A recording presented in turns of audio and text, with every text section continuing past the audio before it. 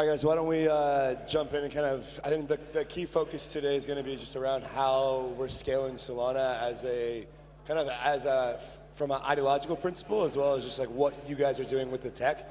So definitely really curious to learn more. Like I was telling you all, I'm still kind of a newbie, so excited to learn. Let's start with some quick intros, and then we'll get right in. We'll start with you, Andrea. We'll go down the line. Let's have some fun. Sure. So, hey everyone, I'm Andrea. I'm the co-founder of MagicBlock. We are building a high-performance engine for fully on-chain games and fully on-chain applications on Solana. Hi everyone, I'm Harsh. I'm from Tinydancer, and we are a light client on Solana. Hi guys, my name is Satvik, co-founder of Rome. We're modularizing Solana. Hi, I'm Joshua. I'm currently the head of product over at Solayer. So Solayer, we are the restaking layer on Solana, and we support with both securing block space on the layer 1 as well as your modular systems, such as your oracles, bridges, rollups, stuff like that. Awesome. All right, so kind of to start the conversation off, I'd like to kind of discuss the design space of app chains on Solana and kind of start with the composability question, right? So one of the biggest advantages to Solana, as well as base layers which have a lot of DeFi applications and other applications, is this ability to kind of stack different parts of the stack together. You can build these kind of like money Legos, lending markets, DEXs, et cetera, DeFi. There's a lot of primitives. How do you guys balance this core principle of blockchain, of on-chain crypto, which is this composability, with wanting to scale Solana with app chains, or kind of scaling off of the base layer? And so that's kind of like an open question, and happy to have a conversation back and forth. Doesn't have to come back to me. Andrea, why don't you start us off? Sure. So I think you're totally right. Where Solana really shine is in providing a single state machine where not only you can access to all smart contract, but also in terms of ecosystem, you have users using the same wallets, you have the same infrastructure provider that works across the whole ecosystem. So pretty much what Ethereum was in 2020, right? And our take is that for certain kinds of application, you need faster performances, you need to reduce the latency, you need some sort of specialized execution environment, but we don't want to lose out on that composability and that access to these like really vibrant ecosystems. So our core technology, our core innovation is what we call ephemeral rollups. Ephemeral rollups are a specialized execution environment that works with specific state, so the developers can decide to move some piece of their application into these ephemeral rollups, effectively delegating some of the state and executing transaction in these specialized execution environments, but without having to leave the L1. So they would deploy a smart contract directly on Solana, and they can, on demand, tap into this special purpose runtime. So the advantages of that is that you can collocate the nodes, so you can access real-time latency, or you can have customization at the runtime level. Think of loops when it comes to games, or randomness at the node level. There's a bunch of general purpose. Solana is a general purpose VM, and so for Appchain, it makes a lot of sense to have your own specialized runtime, but again, without giving out that composability and without asking to developers to deploy on a different ecosystem. I think we don't have to entirely trade off with composability, because we can have certain mechanisms where we deploy smart contracts on Solana and they interact directly with SVM chains via like light clients. So that's one possibility that I think. So Rome is modularizing Solana into a set of services that enable the use of Solana's consensus and Solana as a global state machine. So we have 4 offerings. We have Rome EVM, which is to execute Ethereum transactions on Solana. And we have Rome Shared Sequencer, which is for L2s to be able, EVM L2s to be able to execute their transactions on Solana. We have Rome interop, which is for composability, for executing atomic cross rollup and cross-chain transactions. And we have Rome DA, which is to offer a DA on Solana, Celestia, Ethereum, etc. So we, we really benefit from Solana's speed, throughput, decentralization, and believe that there will be a lot of rollups that can benefit from this. So our Rome interop solution provides the ability to compose transactions atomically cross-chain and across rollups and Solana, allowing the transactions to either execute atomically at once or not at all. Yeah, so I'll be jumping in more on the restaking perspective on how we're going to implement that. And for Solayer, we feel that, hey, there's probably a better product market fit when it comes to like restaking in that sense. And when we are doing it, you can't just copy paste the same model from EigenLayer because Solana's being built differently. And with the way we kind of approach it is that the layer 1 is super performant. There are a lot of dApps that are living there. So the opportunity is also very much on both the layer 1 as well as the modular stack. So people building network extensions, rollups, things like that. So we actually classify it as, we have two different AVSs. One of them we call it endogenous AVS, which is Endo AVS, which is native to the layer 1 itself. And that's where we secure block space for them. So imagine if EigenLayer could secure block space for Uniswap in that sense. And then our exogenous or exo AVS is where we use that same security to go secure your crypto economic systems, which is not really based on your block space. So I think the approach would be how do you route it so that a lot of the activity happens on the layer 1 because that's where a lot of activity is. While you're also helping your modular stack and helping all of your other chains built on top of Solana. I think that's probably like a nice marriage of how both the on-chain systems and the off-chain system can interact together. And we'll build infrastructure to support both sides, allowing people to share security across both, like multiple layers at the same time. So that's how we approach it. And I think there's a lot more interesting use cases, not just from our side, but our ecosystem can explore as well, of how do you maybe build an LRT that can support both your on-chain and off-chain at the same time.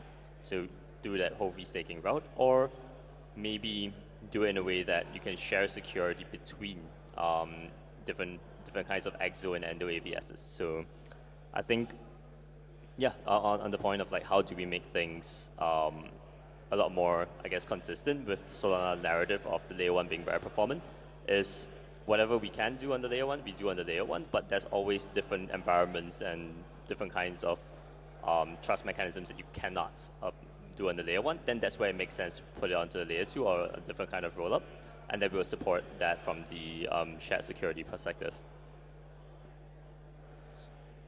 Okay, so going on to our next question, why do we think that Solana needs network extensions? And if I'm a builder looking to build in the Solana ecosystem right now, are you going to deploy on the L1 like in a DeFi app or any sort of primitive, or are you going to build your own network extension and kind of deploy there? Yeah, so it depends on what your use case is, right? If you want any extended capabilities through the SVM, then you can fork the Solana code base and just build an SVM fork. But if it's like a very simple use case, then you can just go with current implementation of Solana. So yeah. So what use cases would be good for a network extension then? Yeah, so it's mostly around the SVM runtime. So SVM runtime has like transaction processing pipeline, which has the scheduler as well, and the BPF runtime, which is like the most best performing runtime in the industry right now. So people can just modify that and add their own, syscalls, and it's pretty easy and easy to modify. And like ANSA has released the APIs as well for that, and so yeah, that's very seamless to integrate right now. Satvik, I'm curious how you're thinking about you guys trying to kind of build Solana in this, or at least use some of the best parts of the Solana stack to kind of scale other parts of the modular ecosystem. Like, where are you seeing the most demand or the most kind of 0 to 1 change, where if you can bring this part of the Solana stack into Ethereum or into a different kind of settlement layer or base layer environment, what are you seeing? Is it the SVM? Is it something else in particular?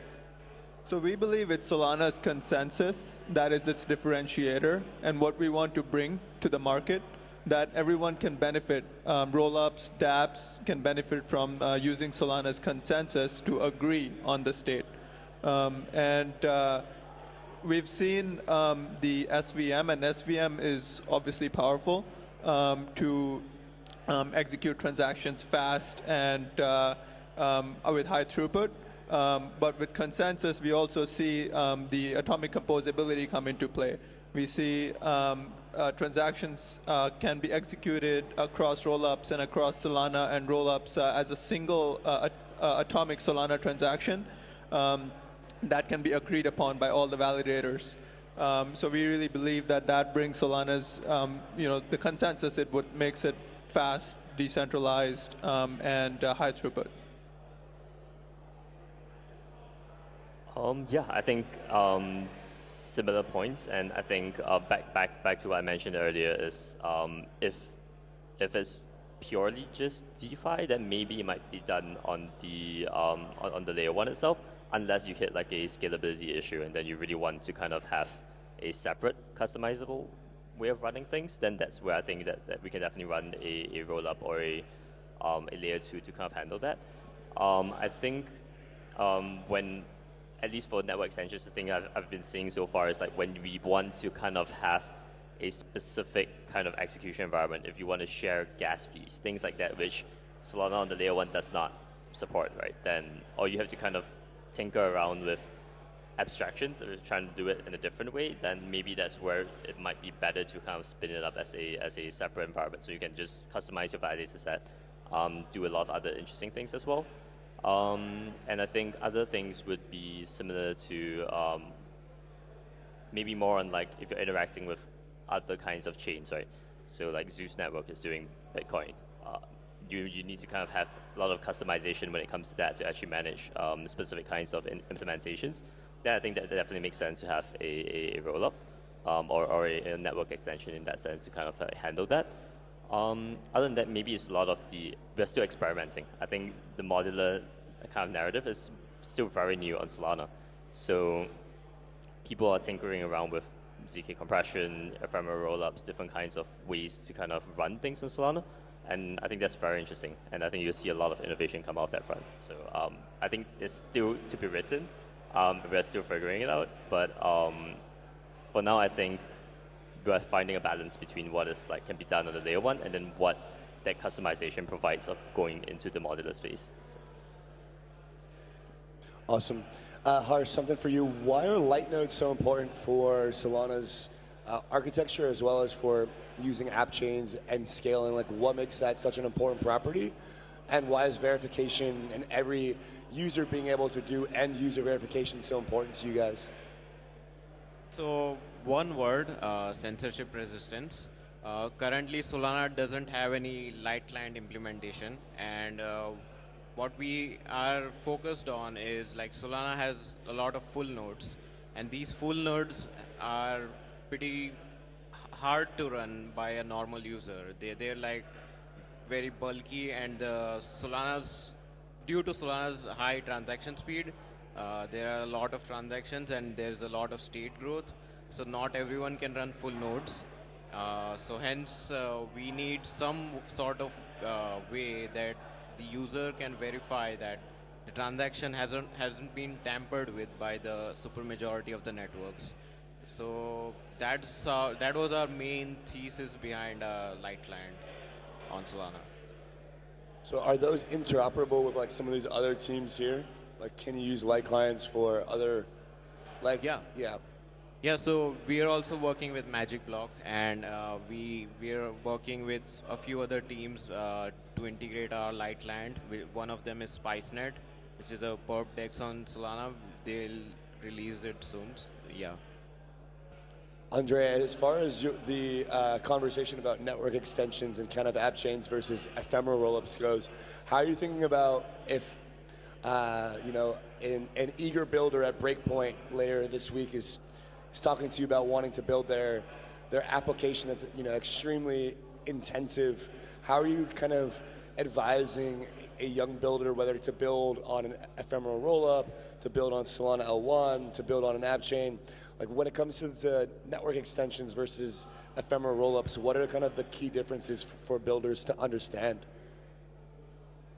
Yeah, so we're quite opinionated in the sense that we think that whoever wants to build on Solana should just build on Solana, and then they should use this network extension, or however you want to call them, ephemeral rollup, I guess, fit into that category to bring to their app something that they don't have on Solana. So again, in our case, is real-time latency, customization at the runtime level, and potentially more TPS if you want to spin up multiple ephemeral rollup sessions to shard your users into these additional instances. So those are kind of the three properties that you get. But other than that, I would always say, like what we say to our developers, to the games, to the apps that are building with us, is just deploy on Solana and get access to the benefit of this amazing ecosystem with shared liquidity, user base, wallets, and all of that stuff.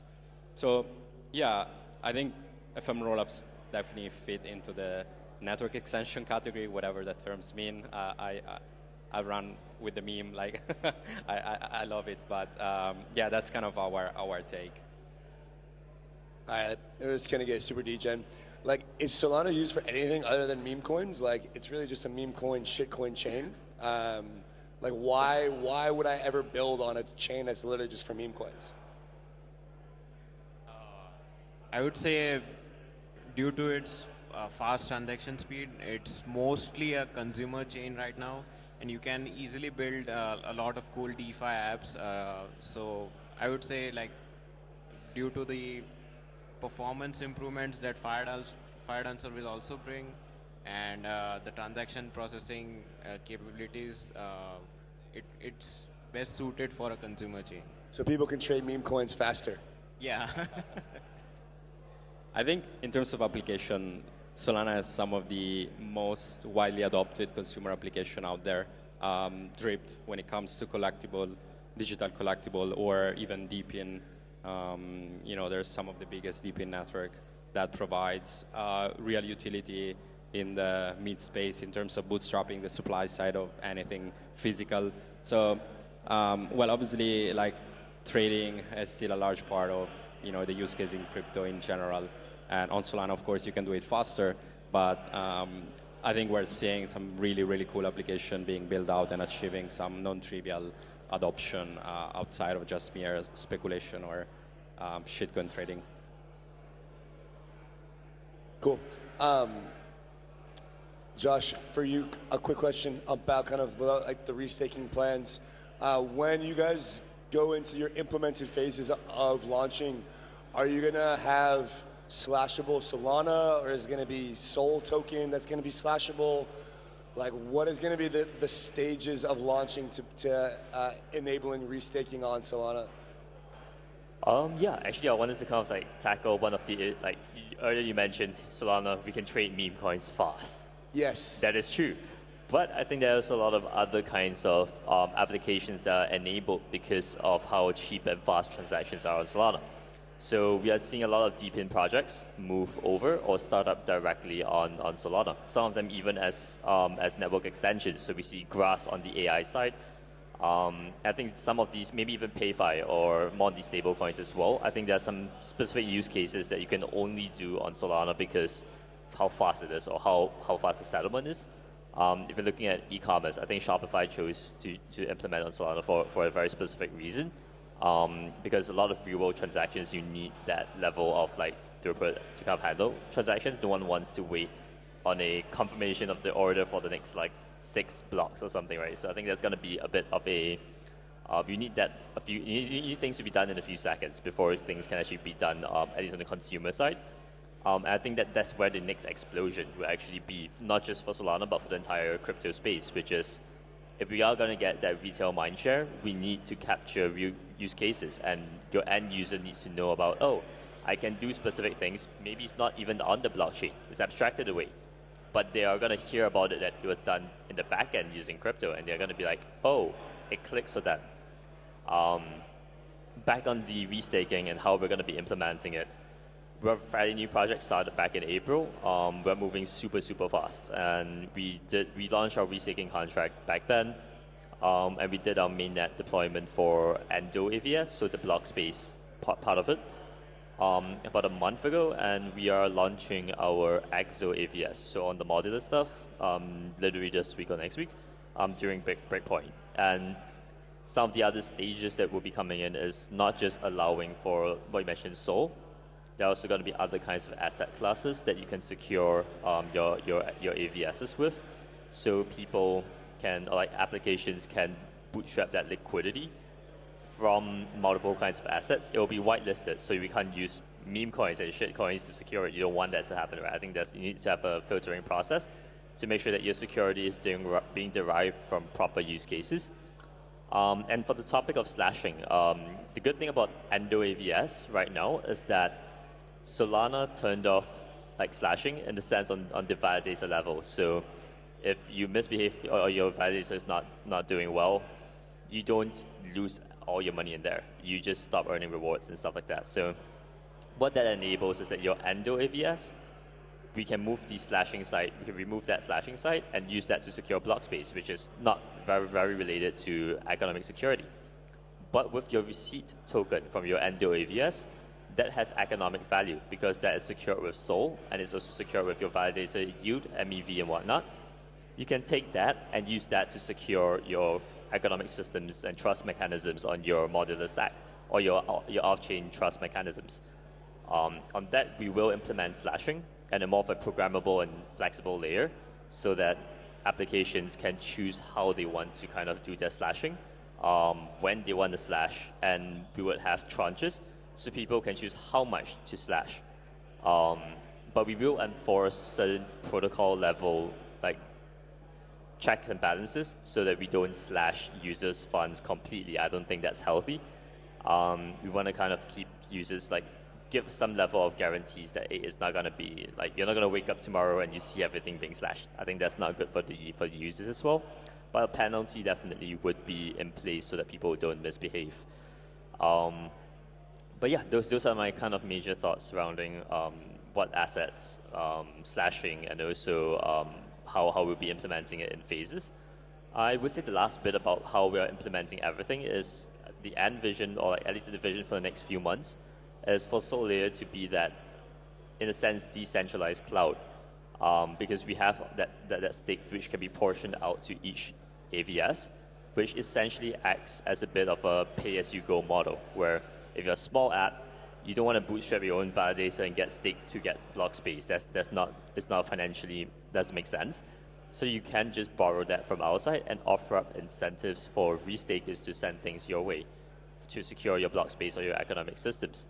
So if you're a much bigger app, you also probably have the revenue to support it. Then you can pay for a lot more security because your systems probably need a lot more security as well. So smaller apps, much lower expenses, easier to bootstrap liquidity. Larger apps, scale as you go, you'll probably be able to afford the incentives to bring more stake your way. So that it creates a very nice environment for people to build and scale, even as small as you are or as big as you are. Satvik, there's kind of a meme going around right now in Ethereum land that like L2s are parasitic to the L1 because they inherit all the MEV, for like sequencing and transaction ordering. And I think like a lot of the multi-coin thesis around Solana has been around MEV and like L1s, which can generate a lot of MEV. That's how that they should be valued. Now, kind of like regardless of that scope, I'm curious how you think about the relationship between the different like modular parts of Solana back to the base layer, our network extensions, ephemeral rollups, things like drip. Are these things like parasitic to Solana, or are they advantageous to kind of the broader vision of Solana? So we really believe that rollups and applications should have the users should be in control, and the MEV really should be good MEV, not bad MEV. So users and rollups are they have the ability to control the MEV as opposed to giving kind of MEV rights away to something like a sequencer. So I think for us, as long as MEV inherently isn't bad, as long as we can users on and dApps on Solana provide the have the right guarantees. We don't see that as being parasitic. I think MEV, where it can distribute value, that is equal distribution to the players who are providing that value. I think that the systems should be designed in a way to support that. And so for us, we see rollups who are coming onto our shared sequencer. They can use. Solana is not discriminating against anyone. There are a sequencer, RIA is doing blind sequencing, first come, first serve, and so that's. I believe that's. The good MEV is not parasitic to the ecosystem. And recently there was I think it was like a Delphi or Messari article or something about Solana the modular. Did you?